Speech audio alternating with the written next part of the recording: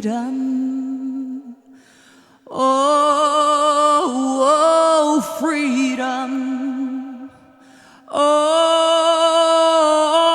freedom over me. And before I be a slave, I'll be buried in my grave and go home to my Lord and be free.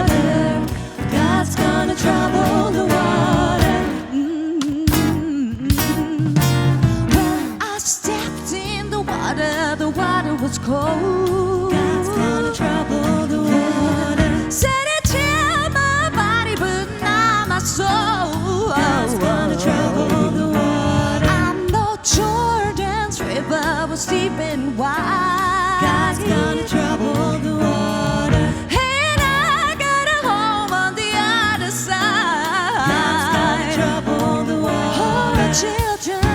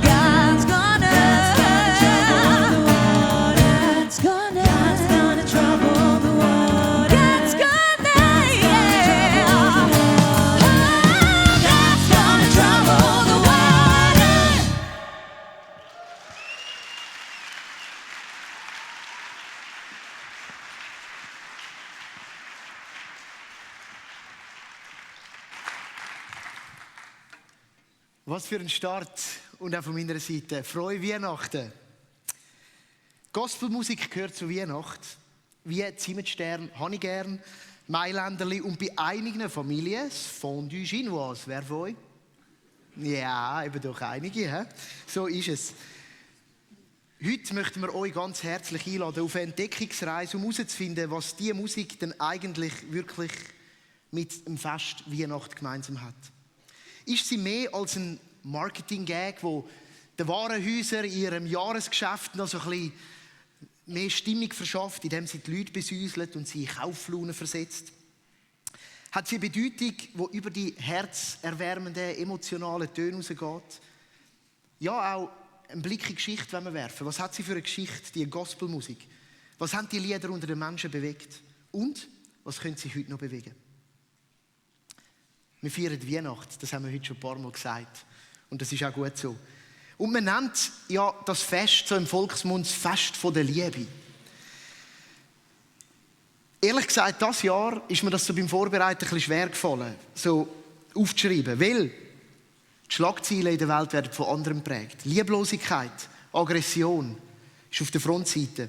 Oder dann auch so ein bisschen versteckter, aber in der Schweiz sehr verbreitet, die Volkskrankheiten, Einsamkeit. Oder Weihnachten, das Riesenthema. Oder auch Zukunftsangst. So ein bisschen aufgekommen, auch in den letzten Jahren.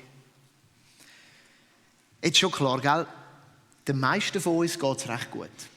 Ihr seht immer noch wohl genährt aus von gestern Abend. Oder vielleicht vom Brunch heute Morgen. Das ist schon so. Wir haben ja grundsätzlich genug in der Schweiz.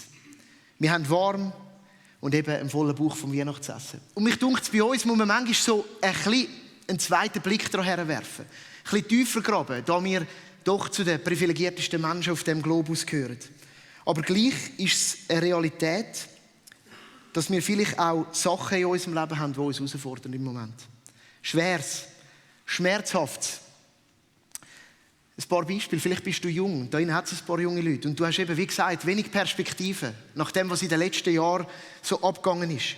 Man hat das Gefühl, alles wird eigentlich immer schlimmer. Vielleicht hast du dieses Jahr etwas Einschneidendes erlebt. Es kann ein Schicksalsschlag sein, der dich emotional beschäftigt oder du gedanklich daran nagst. Vielleicht bist du eine Mami oder ein Papi. Und wenn ich richtig sehe, hat es da auch ein paar Grossmamis und ein paar Grosspapis. Und vielleicht sorgst du dich um die Zukunft von deinen Kindern und Enkel. Vielleicht fehlt dir wirklich etwas zum Leben. Das kann durchaus sein, so beim zweiten Blick. Es kann auch etwas Materielles sein, auch in der Schweiz. Oder eben dort, was manchmal genauso viel ausmacht. Etwas Immaterielles, etwas auf der Beziehungsebene. Einsamkeit, die einen plagt.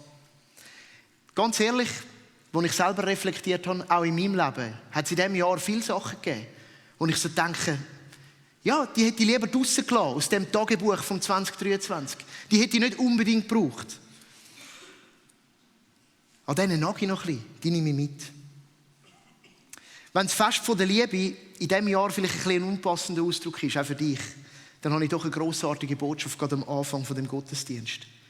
Weihnachten ist und bleibt das Fest, wo wir feiern, weil Gott sich den Menschen zugewendet hat. Zmitzt in ihren Umständen. Zmitzt in dem, was das Leben alles mit sich bringt. Und genau da kommen wir an den Ort, wo Gospelmusik und Weihnacht sich verbindet. Weil die Musik hat ihren Ursprung bei Menschen, die selber in sehr herausfordernden Umständen waren. Und sie haben sich in diesen Situationen an Gott gewendet. In dem Sinn sind es Lieder, die Hoffnung suchen. Es sind Lieder, die sich nach Freiheit sehnen. Oh, freedom. Oh, freedom. Oh, freedom over me. Oh, freedom. Oh, freedom. Oh, freedom over me.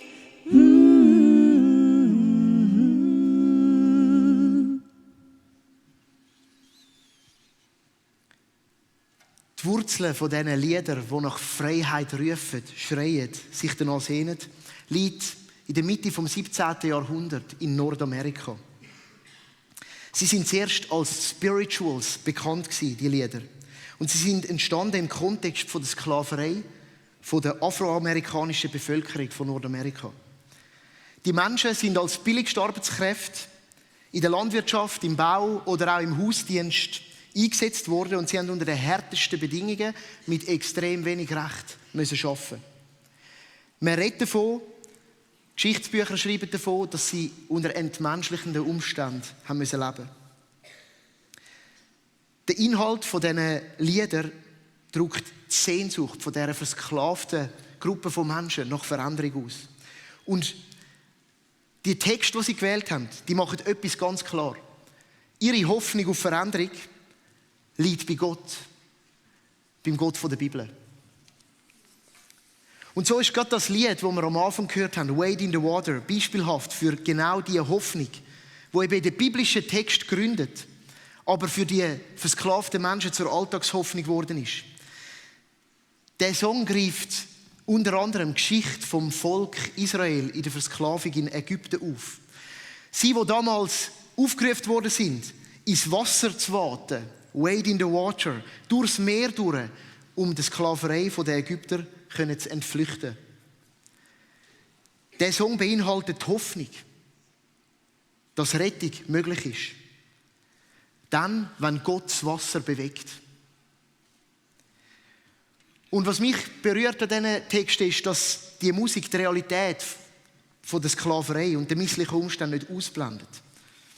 Die Lieder haben zwar Hoffnung drin gehabt, wo die Menschen die gesungen haben, aber genau das Lied hat aber auch die dunkle Realität abgebildet.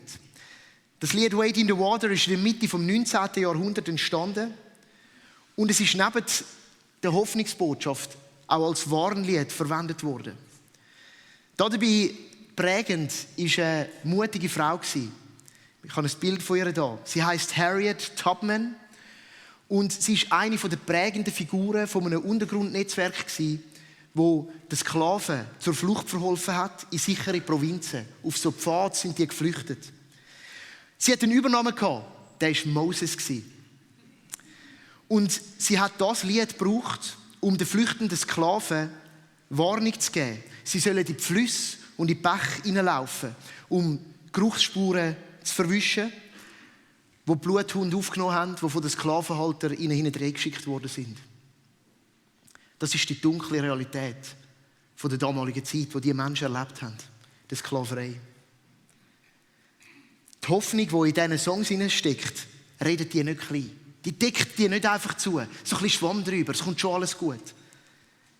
Sie blendet es nicht aus. Die Hoffnung kommt mitten rein und weckt Perspektiven für die Zukunft. Oh, freedom. Oh, freedom.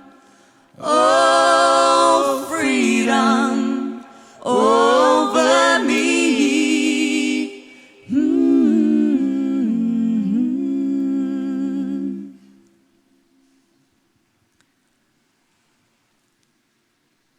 Wir reisen zurück in die Zeit, und zwar an den Ort, wo der Song seine Inspiration her hat, Wade in the Water. Wir reisen nach Ägypten, etwa 3500 Jahre vor Christus. Dunkle Realität vom Volk Israel. Sie sind versklavt. Die Realität war hart, auch unmenschlich, unaushaltbar. Aber etwas haben die Menschen tun. Sich ihrer Suche nach Hoffnung mit ihrem Schreien an Gott wenden. Und Gott hat sich bewegen lassen. So wird uns Geschichte berichtet von der Berufung von Moses, wo Gott ihn ruft in einer verlassenen Wüstengegend. Der war schon am Schafhüten. Man würde sagen, wirklich im letzten Ecke der Welt. Und Gott hat Mose Folgendes gesagt: Ich habe genau gesehen, wie mein Volk in Ägypten unterdrückt wird. Ich habe gehört, wie es um Hilfe schreit gegen seine Antreiber. Ich weiß, wie sehr es leiden muss. Und ich bin herabgekommen, um es von seinen Unterdrückern zu befreien. Gospel. Das Wort kommt aus dem altenglischen God's Bell und auf Deutsch ist es ein mega einfaches Wort oder eine ganz einfache Aussage. Es heisst gute Nachricht. Mitten in den schrecklichen Umständen der damaligen Zeit, wo die leidenden israelitischen Familien damit umgehen mussten, hat es eine gute Nachricht gegeben. Und es ist die genau gleich gute Nachricht, die dann tausende Jahre später für die Sklaven in Nordamerika immer noch die gleiche Gültigkeit und Kraft gehabt hat. Es ist die gute Nachricht, dass Gott das Schreien der Menschen hört. Dass ihn das Schreien nie kalt lässt. Dass er um die Umstände weiss. Und dass er will befreien. Und Gott wird aktiv. Und er setzt sich in Bewegung, damit Befreiung möglich wird.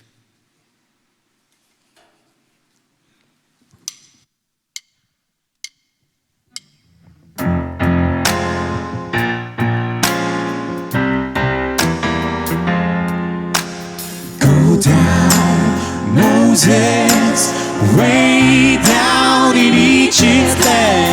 tell all pharaohs to let my people go.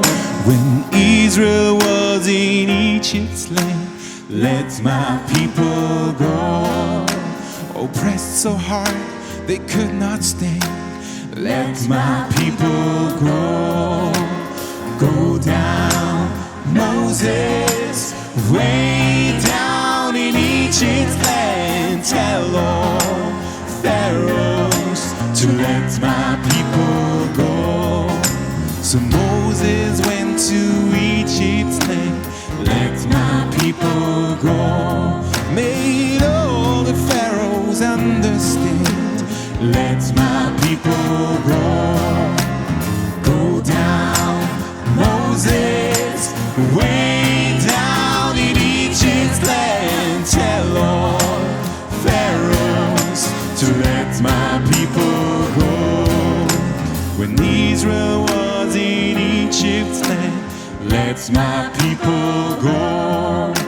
Oppressed so hard they could not stand, let my people go.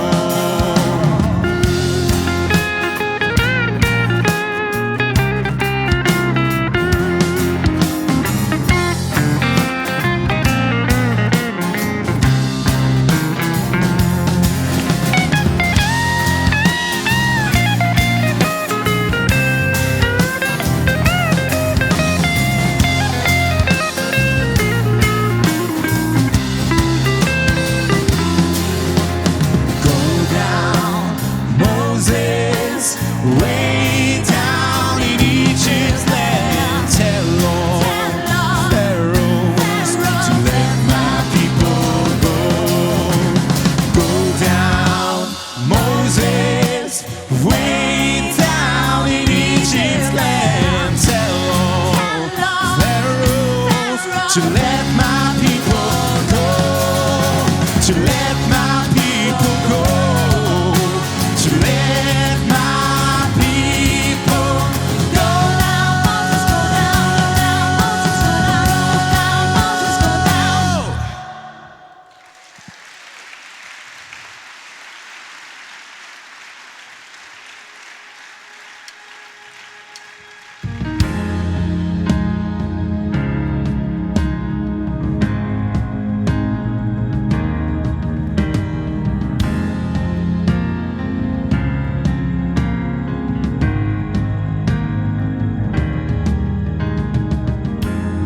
God of Abraham, you're the God of covenant and the faithful promises.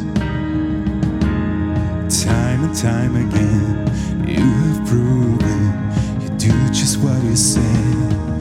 Though the storms may come and the winds may blow, I remain steadfast and let my heart learn when you speak a word, it will come to pass. Great is your faithfulness to me. Great is your faithfulness to me. From the rising sun to the setting sun, I will praise your name. Great is your faithfulness to me.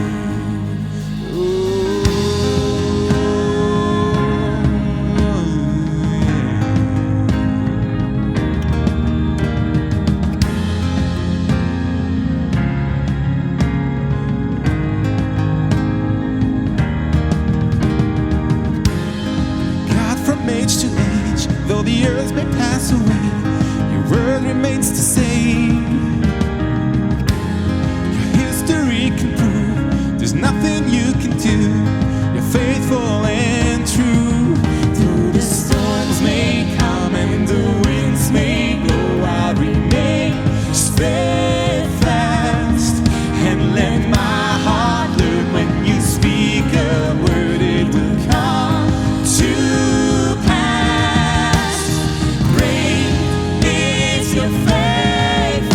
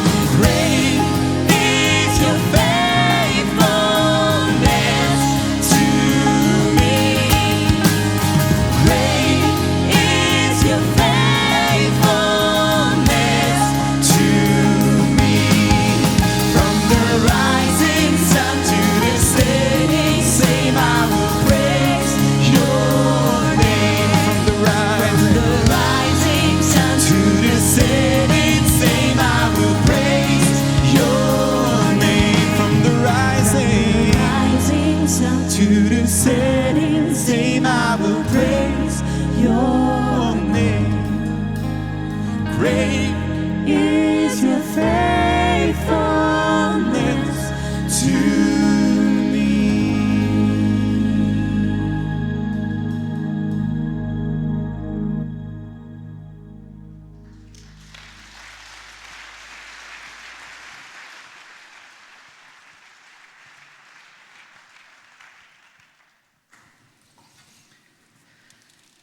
Wir sind in Ägypten gestartet und die Geschichte der Bibel entfaltet sich. Gott hat das Schreien gehört. Er hat sein Versprechen gehalten und er hat gemacht, was er gesagt hat. Er hat sein Volk befreit. Und jetzt haben wir es gerade gehört in dem zeitgenössischen Gospelsong Promises. Er hat genau so gezeigt, dass sein Wort bleibt. Was so viel bedeutet wie, dass Gott treu ist mit seinen Zusagen an die Menschen. Gott hat sich im Laufe der Geschichte immer wieder bewegen lassen. Und er hat dann auch ganz bewusst Menschen immer wieder rausgerufen, um sie zu bewegen, damit sie im Volk vorangehen können. Das Volk kann näher zu Gott finden und Freiheit finden. Das sind berühmte Figuren, eben angefangen bei Moses, dann über seinen Nachfolger, den Josua. Oder dann die Führungspersonen im Buch der Richter. So mein Tipp für die Weihnachtsferien, wenn das Buch lesen, das ihr nicht so oft leset. Alles Personen, die Gott eigentlich berufen hat, um das Volk zu retten. Bis dann zu den Königen. Und dort drin der Vorzeigemann, der König David. Ein Mann nach dem Herz von Gott. Alle haben den Auftrag gehabt, Gottes Rettungshandeln am Volk mit zu beführen, darauf Einfluss zu nehmen, am Volk voranzugehen, sie näher zu Gott zu bringen, damit sie Hoffnung erleben können. Aber all die von Gott berührten, inspirierten, in Bewegung gesetzten Menschen haben nicht gelangt. Die Geschichte vom Volk zeigt uns, dass es sich immer wieder von den Plänen von Gott hat ablenken lassen. Ich würde nicht mal sagen, es war immer so bewusst das Abwenden gewesen. Manchmal nimmt halt der Lauf vom Leben so einen Weg. Sie haben sich selber ins Abseits manövriert, in neue Nöte, in neue Bedrängnis, in neue Gefangenschaften. Beim Volk Israel gipfelt das Ganze dann im Verlust von ihrem mal versprochenen Land, wo sie wieder verlieren. Sie verlieren alles, was sie hatten und müssen weg ins Exil. Und vielleicht merkst du jetzt da, dass dir das gar nicht so fremd vorkommt. Vielleicht kennst du Situationen in deinem Leben, wo du dich irgendwie von dem Guten, vom richtigen Weg hast ablenken lassen. Der Lauf vom Leben hat dich davongezogen. Ja, eine Entscheidung hat zu der anderen geführt. Vielleicht auch dein Umfeld. Was auch immer das ist. Ich habe eine gute Nachricht an Weihnachten. Gott bleibt sich treu. Er sieht dich, so wie er das Volk gesehen hat. Und er hat damals gesehen, wie sein Volk gelitten hat. Und dann passiert etwas. In diesen dunkelsten Jahren vom Volk Israel taucht eine spezielle Gruppe von Menschen auf. Sie kommen und nehmen ihre Rollen ein. Es sind Propheten. Die Gruppe der Propheten, etwa rund 700 Jahre vor Christus. Sie sind Freaks. Und heute würde man sie wahrscheinlich schräg anschauen. Und sie haben den Auftrag gehabt, die Stimme von Gott zu sein. Das Volk an Gesetze zu erinnern, an Gebot. Gerade auch dann, wenn die Könige einen anderen Weg gewählt haben. Und spannend ist, dass ihre Botschaft immer wieder so einen gleichen Faden aufgreift. Sie fangen nämlich an reden von einem zukünftigen König, der soll kommen und das Volk befreien.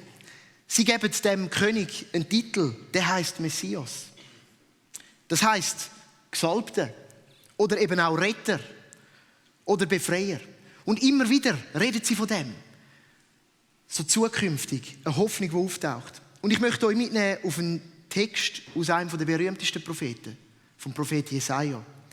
Und da drin hat es einen Abschnitt, wo der Jesaja eigentlich dem zukünftigen Messiaskönig wie die Worte ins Maul legt. Wir lesen miteinander. Der Jesaja schreibt da im Namen von dem Messiaskönig: Der Geist des Herrn ruht auf mir, weil er mich berufen und bevollmächtigt hat. Er hat mich gesandt, den Armen die frohe Botschaft zu bringen und die Verzweifelten zu trösten. Ich rufe Freiheit aus für die Gefangenen. Ihre Fesseln werden nun gelöst und die Kerkertüren geöffnet. Er hat mich gesandt, alle Trauernden zu trösten. Vorbei ist die Leidenszeit. Ein Text mit einer Kraft, die die Zeit von aller Welt überdauert und auch heute noch extrem stark ist. Und vielleicht klingt bei dir auch etwas an. Könnte das heißen, dass Gott tatsächlich gehört hat? Das Schreien der Menschen. Ja, Gott hat gehört. Und Gott lässt sich ein weiteres Mal bewegen. Da scheint ein Hoffnungsschimmer in der Zukunft. Oh, freedom. Oh, freedom. Oh, freedom over me.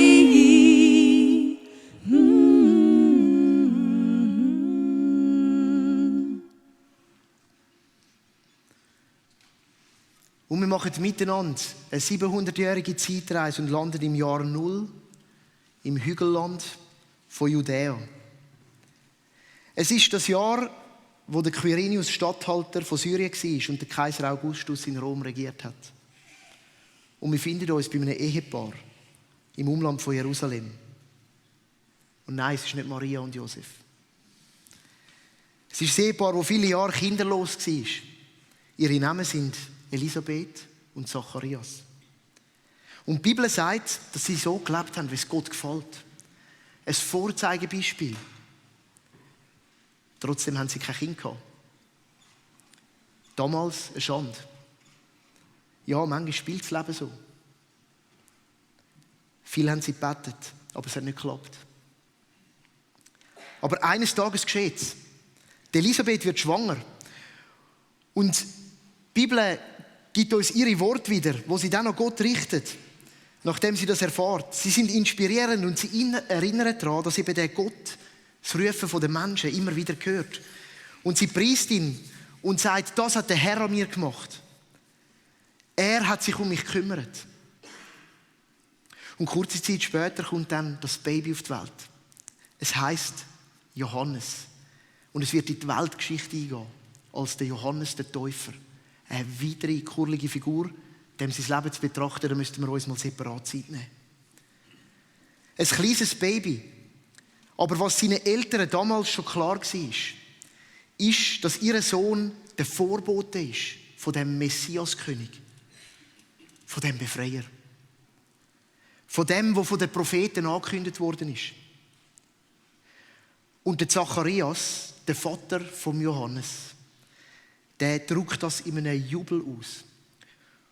Und ich lade euch ein, dass wir uns mitreißen lassen von dem Jubel von Zacharias, wenn er uns wiedergegeben im Lukas-Evangelium.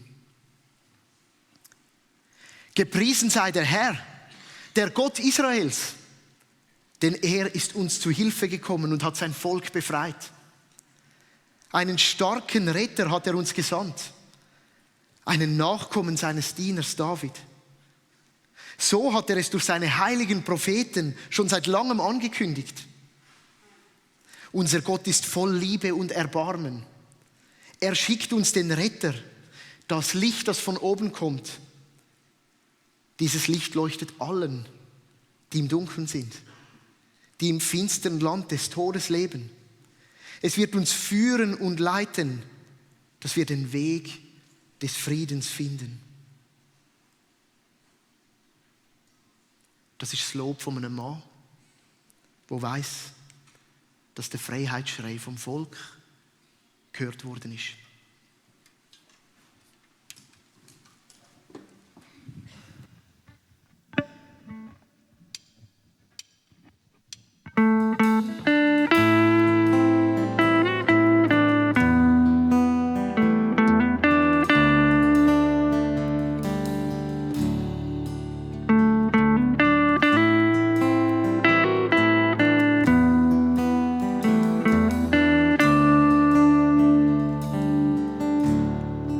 In Christ alone, my hope is found. He is my light, my strength, my song. This cornerstone, this solid ground. faces drought and storm. What heights of love, what depths of peace, when fears are still, when striving cease. My comforter, my all in all, here in the love of Christ I stand. In Christ alone, who took on flesh, fullness of God in helpless babe, this gift of love and righteousness, scorned by the ones he came to save, till on that cross, as Jesus died, the wrath of God was satisfied. For every sin on him was laid. Here in the death of Christ I live.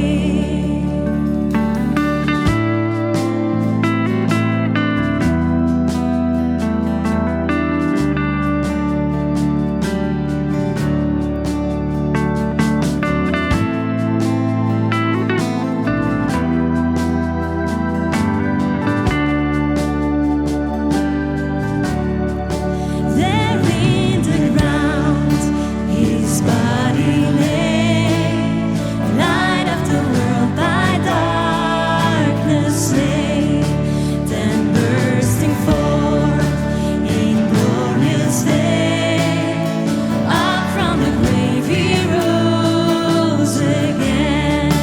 And as he stands in victory, since curse has lost its grip on me, for I am his and he is mine, bought with the precious blood of Christ. No guilt in life, no fear in death. This is the power of Christ in me. From life's first cry to final breath, Jesus commands my destiny.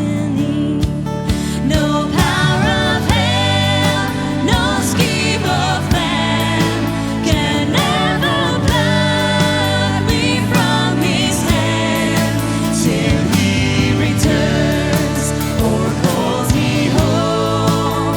Here in the power of Christ I stand. No power of hell, no scheme of man can ever pluck me from his hand, till he returns or calls me home. Here in the power of Christ I stand.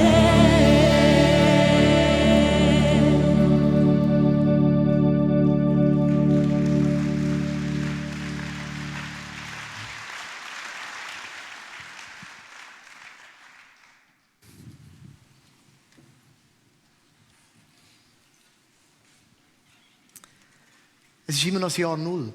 Und wir verschieben uns örtlich nur ganz wenig. Wir sind in Bethlehem. Der verheißene König, der Messias, der Retter, der Befreier wird geboren. Wir lesen, wie es der Lukas schreibt. In Bethlehem kam für Maria die Stunde der Geburt. Sie brachte ihr erstes Kind, einen Sohn, zur Welt. Sie wickelte ihn in Windeln und legte ihn in eine Futterkrippe im Stall. Denn im Gasthaus hatten sie keinen Platz bekommen. Vielleicht fragst du dich auch, sieht so Befreiung aus?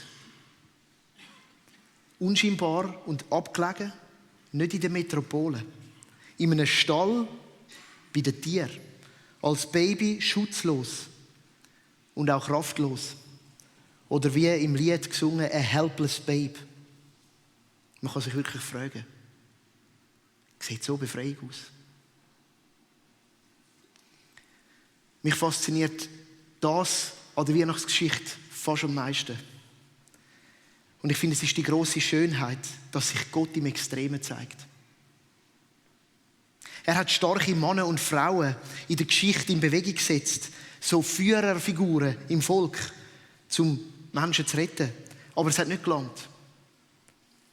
Er hat sich dann selber entschieden, ganz Mensch zu werden. Die irdische Realität, die manchmal so herausfordernd ist, zu umarmen und mit drin zu kommen. Und so sieht seine Rettung manchmal anders aus. Und manchmal sehen wir sie nicht. Und manchmal haben wir das Gefühl, es müsste doch anders sein. Aber vielleicht ist Gott genau dort mit drin. Wie schon mal erwähnt, dabei blendet er eben die Herausforderungen, die Realität der Menschen nicht aus. Und fetzt nicht alles einfach mit der Hoffnung weg. Nein, vielmehr kommt er selber mit drin. Er wird ganz Mensch und kommt, um an unserer Seite zu stehen. Weil er hat Schreien gehört und er hat Not gesehen. Und so ist es dann interessant, dass nur ein bisschen weiter draussen auf dem Feld bei den Hirten, wo die Engel ihnen die Botschaft von der Geburt von dem Messiaskönig verkündet, das Ganze einiges pompöser tönt, als das Happening im Stall eigentlich wirklich war. Wir lesen dort, wie der Engel der Hirte verkündet: Fürchtet euch nicht, ich verkünde euch eine Botschaft, die das ganze Volk mit großer Freude erfüllen wird.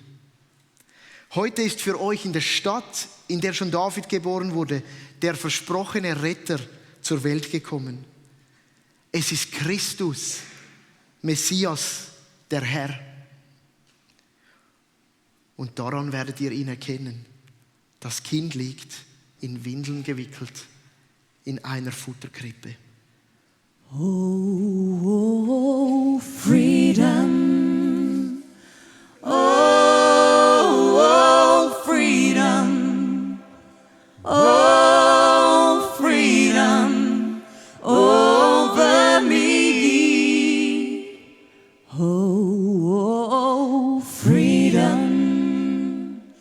Oh, freedom. Oh, freedom over me.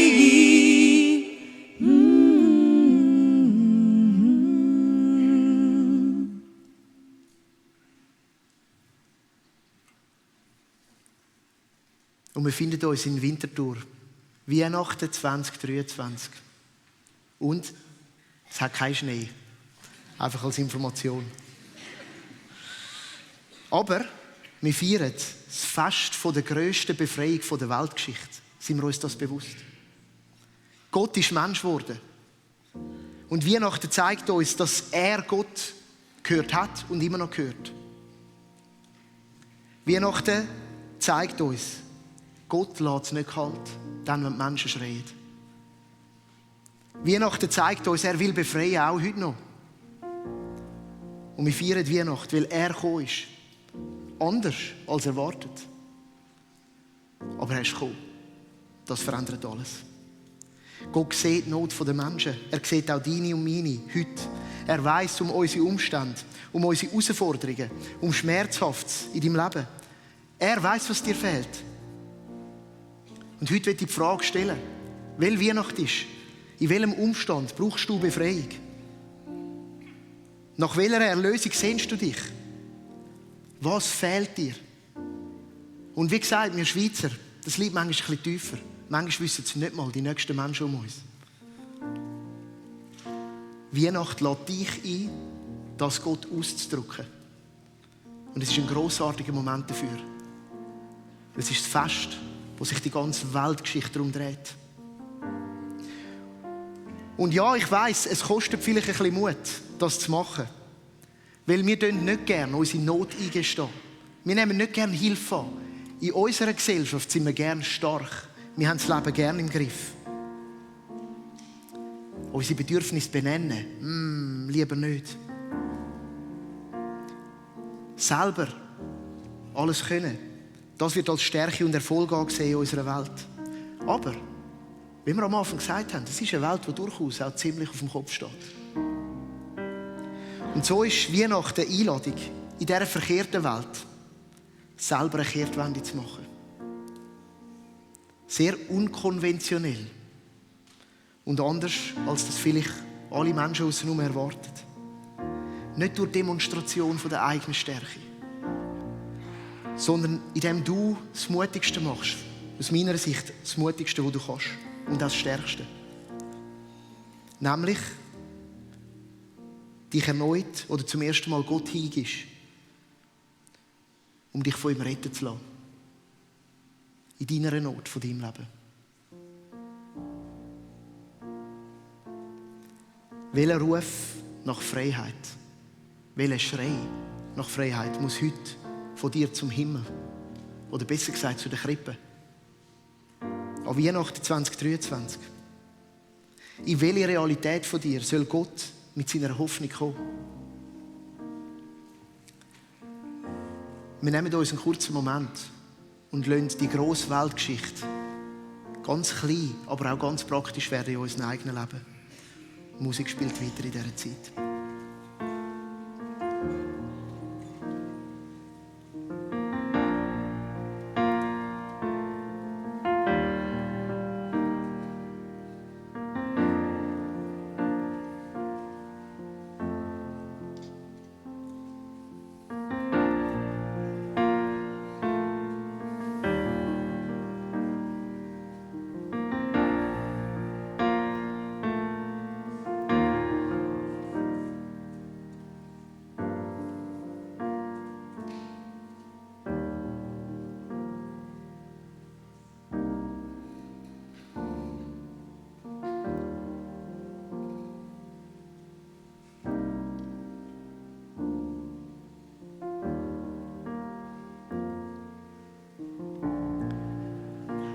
Bevor ich schließe mit meinem Gebet, möchte ich euch einladen, weil Weihnachten ist etwas Mutiges zu tun.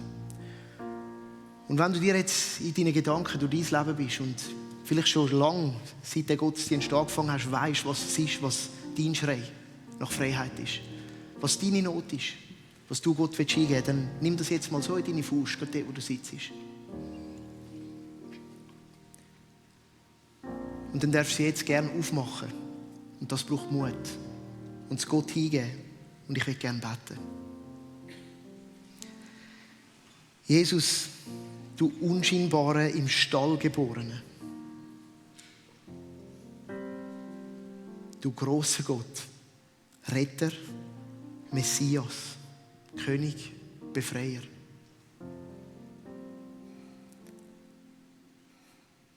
Weihnachten ist so stark. Es ist so grossartig, dass wir es heute noch feiern können. Und wir möchten uns heute erinnern, dass du gehört hast. Und wir geben dir das hin. Unsere Not, unser Schrei nach Freiheit. An dem Fest, wo du demonstrierst, dass du dich in Bewegung setzt. Dass du runterkommst, mitten in unser Leben. Dass du meine Not siehst, unsere Not siehst und um sie weisst. Wir geben sie dir hin. Wir laden dich heute in unser Leben ein. Kümmere du dich persönlich um unsere Not. Wir sind mutig und machen unsere Hände auf. Herr, befreie uns. Komm mit deinem Licht in unsere Dunkelheit. Schenke uns deine Hoffnung, mitten in die Realität von unserem Leben. Und danke, dass das gilt, was für die Hirten gegolten hat. Wir müssen keine Angst haben. Danke, dass du, Gott, mit uns bist. Danke, dass Weihnachten ist. Amen.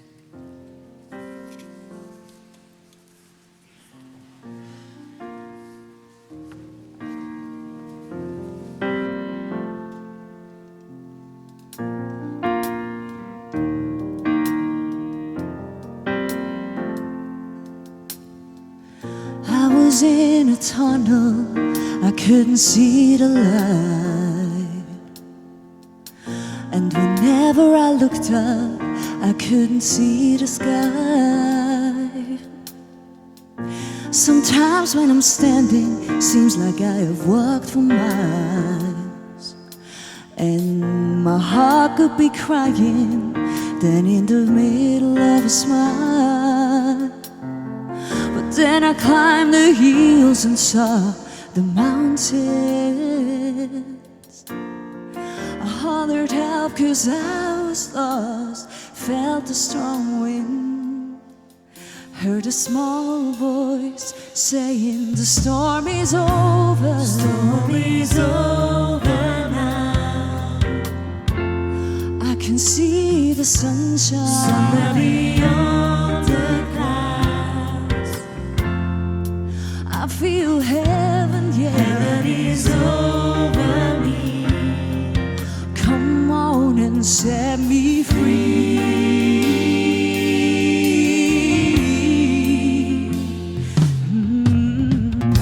In the midst of my battles, all hope was gone. Downtown in a rushed crowd, and felt all alone. Every now and then I felt like I would lose my mind. I've been racing for years, still the finish line. But then I climbed the hills and saw the mountains. I hollered help 'cause I was lost. Felt a strong wind. Heard a small voice saying the storm is over. The storm is over now. And I can see the sunshine somewhere beyond the clouds. I feel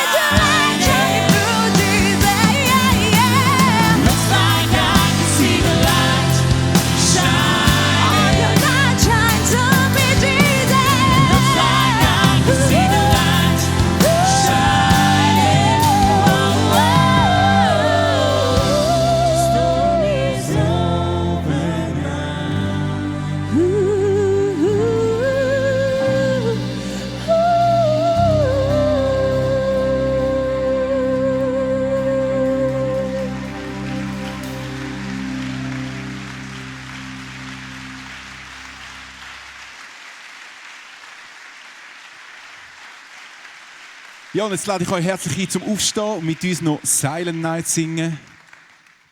Ein Weihnachtsklassiker.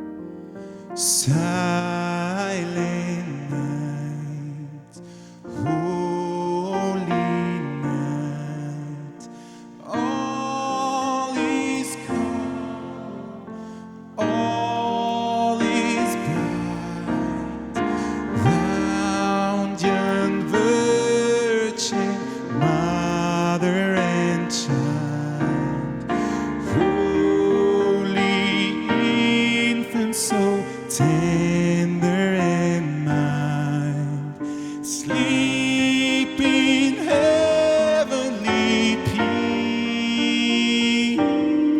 peace, sleep in heavenly peace. Silent night, holy night, shepherds great at the sight, glory stream from heaven afar, heavenly hosts sing hallelujah.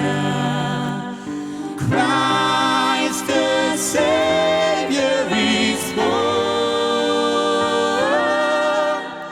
Christ the Savior is born.